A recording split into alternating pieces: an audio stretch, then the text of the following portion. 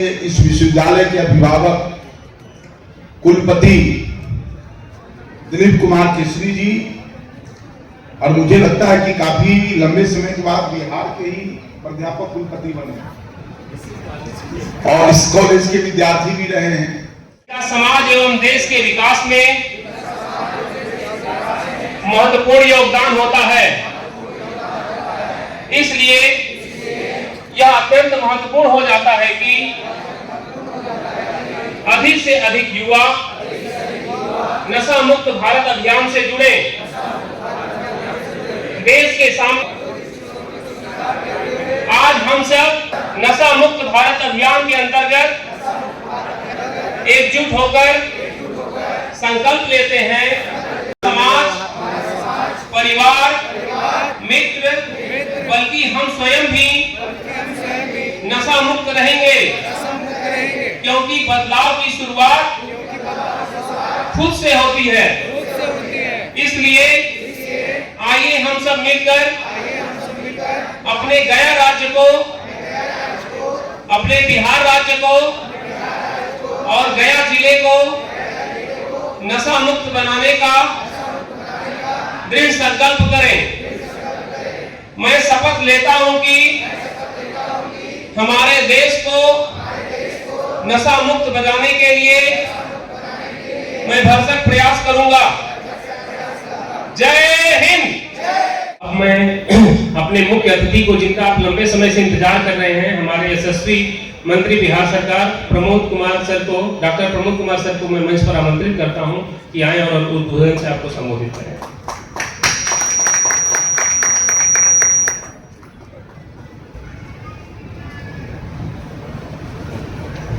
एक बार जोर से लगाइएगा। मुझे पता है कि आप लोगों को भूख लग गई होगी, काफी समय हो गया है, ठीक है। कभी मैं भी आपकी तरह उधर रहा करता था जब छात्र जीवन में थे, तो मैं वक्ता का देखता था कि अंतिम वक्ता कौन, कब खत्म हो रहा है। एक बार जोर से लगाइए, भारत माता की, भारत माता की, वंदे वंदे वंदे। मित्रों, काफी लंबे समय से आप लोग यहाँ बैठे हैं, ज्यादा नहीं बोलेंगे, थोड़ी बहुत बात करके आप सब लोग को छोड़ेंगे। तो आज के इस कार्यक्रम में आपके इस विश्वविद्यालय के अभिभावक कुलपति दिलीप कुमार केसरी जी, और मुझे लगता है कि काफी लंबे समय के बाद बिहार के ही प्राध्यापक कुलपति बने और इस कॉलेज के विद्यार्थी भी रहे हैं। तो इसके लिए आप सब लोग एक बार इनको ताली बजा करके स्वागत कीजिए। आपके अभिभावक हैं, आपके गार्जियन हैं, आपकी समस्या के समाधान करता है। प्रसाद श्री संतोष सिंह चंद्रा जी, सतीश सिंह चंद्रा जी, जो बड़ा ही पॉजिटिव सोचते हैं और कई बार इनसे मुलाकात हुई है, इनके घर पर भी आना हुआ है। बड़ा एनर्जेटिक प्रिंसिपल हैं और बहुत ही रचनात्मक काम के माध्यम से कॉलेज को आगे बढ़ा रहे हैं। क्षेत्रीय निदेशक विनय कुमार जी, मैं भी इनसे थोड़ी देर ही बात हुई, मैं उससे बहुत प्रभावित हुआ और बहुत ही अच्छे व्यक्ति हैं। मुझे थोड़ी देर में इनकी पहचान हो गई और आप सब लोग के हमेशा एनएसएस के माध्यम से मार्गदर्शन करते हैं। एनएसएस कोऑर्डिनेटर मगध विश्वविद्यालय के श्री पिंटू जी, यूथ आइकॉन अभिलाष चौधरी जी, राजेश कुमार मिश्रा जी, नरेंद्र जी, और इस महाविद्यालय के छात्र बंधुओं बहनों और कई गुरुजन भी आगे यहाँ पर बैठे हुए हैं। आप युवा हैं, आपसे बहुत बड़ी अपेक्षा है, आपके परिवार की भी अपेक्षा है, समाज की अपेक्षा है, आप जहां रहते होंगे गांव मोहल्ले, उनकी अपेक्षा है, और फिर देश की भी बहुत बड़ी अपेक्षा है आपसे मेरे लिए। तो जब आपके दायित्व का बोध हो जाएगा, जब स्वामी विवेकानंद नरेंद्र जब रामकृष्ण परमहंस से मिले, उनकी मुलाकात हुई, और जब रामकृष्ण परमहंस उनके गुरुदेव ने उनके दायित्व का बोध करा दिया कि तुम क्यों आए हो, काहे आए हो, तुम्हें क्या करना है, तो नरेंद्र स्वामी विवेकानंद हो गए थे।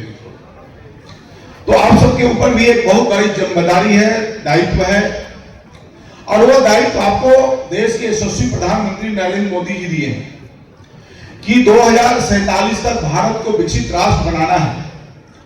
प्रधानमंत्री जी 47 तक तो प्रधानमंत्री नहीं रहेंगे, लेकिन एक दायित्व आपको सौंप रहे हैं कि आपको 2047 तक भारत को विश्व गुरु के मानचित्र पर बैठाना है। इसके लिए आपको क्या क्या करना है? इसके लिए अभी लोगों ने कहा कि नशा मुक्त भारत बनाना है,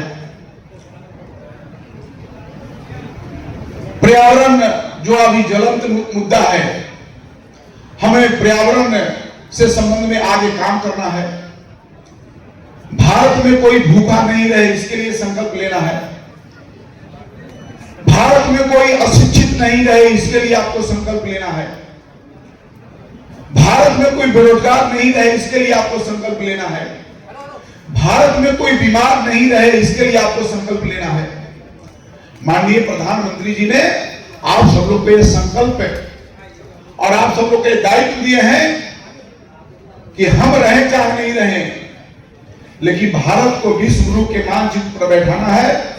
तेरा वैभव अमर रहे मां हम दिन चार न रहे। लेकिन भारत को मुझे आगे बढ़ाना है। इसमें कई प्रकार के बाधाएं भी आएंगी, आपको कई लोग बदलाएंगे, आपको कई लोग दिग्भ्रमित करेंगे, आपको कई लोग तोड़ने का प्रयास करेंगे।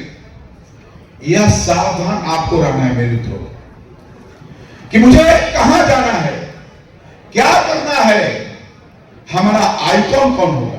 जैसे अभी आपके शिक्षक कह रहे थे कि मुझे 5 मिनट का समय था माननीय प्रधानमंत्री जी से और उन्होंने 35 मिनट उनसे संवाद किया। क्या आप भी कल ऐसा बन सकते हैं क्या, इस कॉलेज के विद्यार्थी की कहीं भी आप जाइए, किसी को आप आकर्षित कीजिए, यह आप काम आपको करना है। और आज कहा जाता है कि हमारे पूर्वज कुछ विरासत में कुछ छोड़ के जाते हैं, तो माननीय प्रधानमंत्री जी ने 2014 के पहले एक बार आप नौजवान है, आपके हाथ में मोबाइल है, स्मार्टफोन है, आजकल आईफोन भी आ गया है, आप एक बार मूल्यांकन कीजिए कि आज से 2014 के पहले का भारत और 2014 के बाद का भारत कैसा भारत है। या किसी से पूछने की जरूरत नहीं है, किसी को दिशा देने की जरूरत नहीं है। यह हाथ आपके हाथ में मोबाइल है, उस मोबाइल से आप पता कीजिए कि हमारा भारत का कितना बदलाव हुआ है।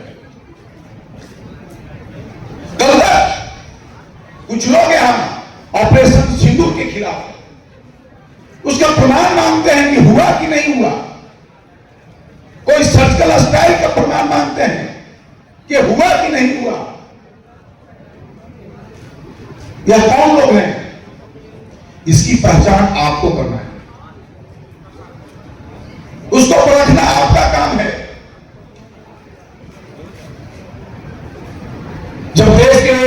जब अटल जी की सरकार थी, उस समय देश के शिक्षा मंत्री थे मुरली मनोहर जोशी, डॉक्टर मुरली मनोहर जोशी, जो इलाहाबाद विश्वविद्यालय के भौतिक शास्त्र के बड़े विद्वान व्यक्ति आज भी हैं।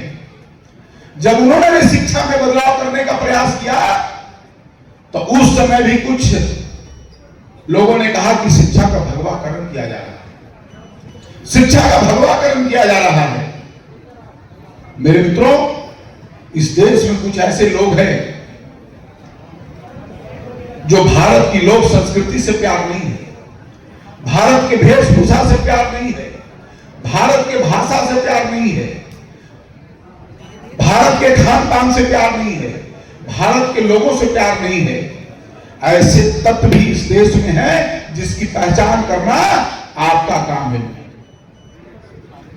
और देश के अंदर सूखा नशा का प्रचलन काफी तेजी से बढ़ रहा है। आपको तय करना है कि सूखे नशे के शिकार आपको होना है। 2047 में भारत को विकसित बनाने के लिए आपको संकल्प लेना है। कई लोग छद्म भेष में आपके बीच में खड़े हैं। मैं सबको कहता हूं कि भाई, रामायण में जब हनुमान जी जब जा रहे थे संजीवनी बूटी लाने के लिए, तो बीच में एक था काल नहीं ना, जो राम के भेष में राम राम कर रहा था, वो हनुमान जी को विभ्रमित करने के लिए प्रयासरत था कि इनका संकल्प पूरा नहीं हो, इनका उद्देश्य पूरा नहीं हो। तो आज आपके देश में भी कुछ काल नहीं ऐसे बैठे हैं जो चाहते हैं कि भारत को 2047 तक हम भारत को विश्व गुरु बनने नहीं दे, हम भारत को शक्तिशाली देश बनने नहीं दे, हम भारत को विश्व के मानचित्र पर आने नहीं दे।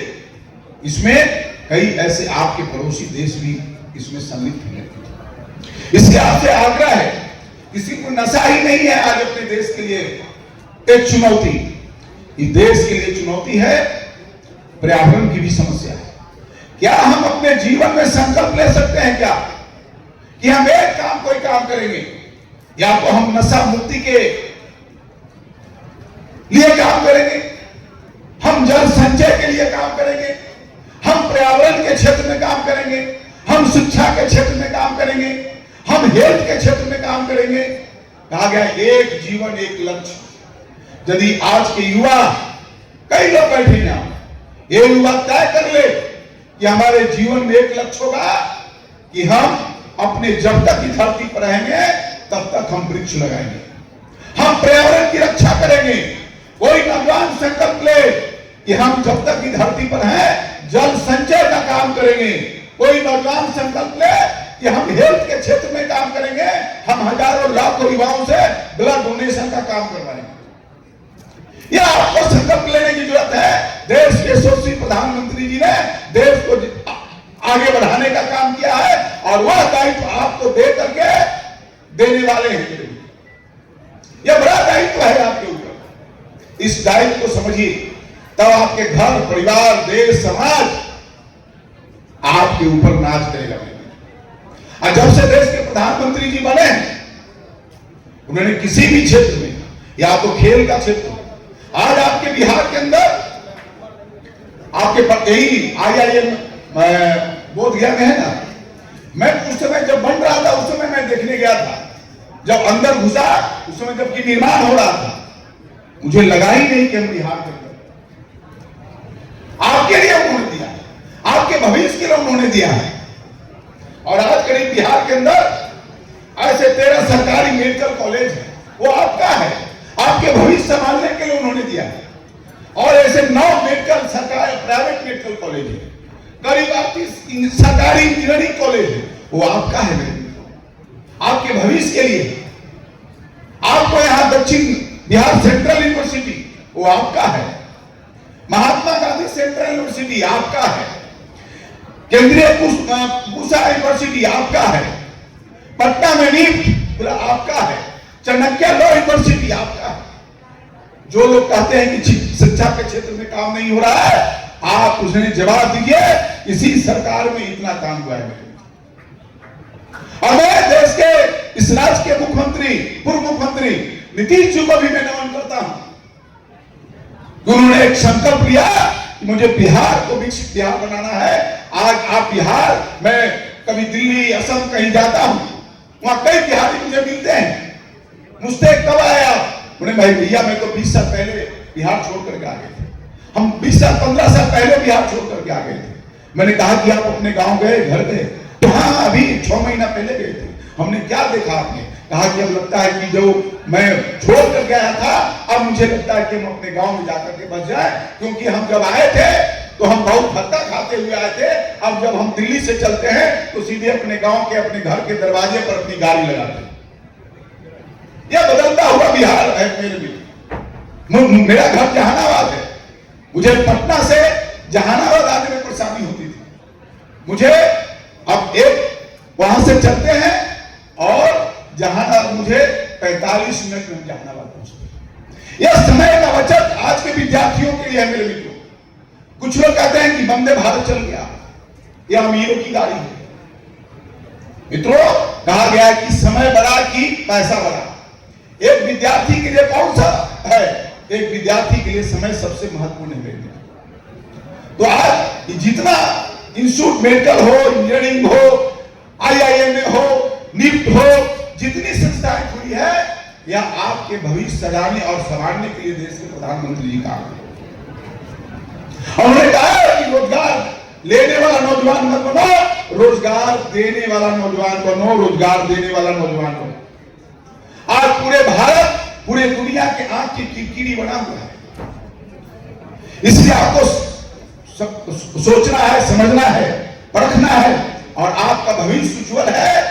कल जैसे कोई गांव का नौजवान जब पढ़ लिख करके कोई बड़े अधिकारी बनता है तो उन नौजवान के पैसे से गांव का खर्चा नहीं चलता, लेकिन उस पूरे गांव का सीना चौड़ा होता है, कहता है कि ये लड़का मेरे गांव का है।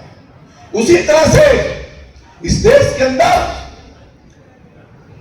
कभी राम के नाम लेने में लोगों को डर लगता था, लेकिन आज जब देश के प्रधानमंत्री दुनिया में जाते हैं तो दुनिया में राम और मंत्रोच्चारण के साथ प्रधानमंत्री जी का स्वागत होता है।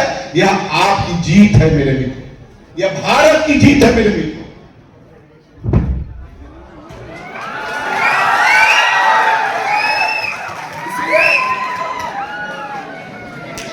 मेरा है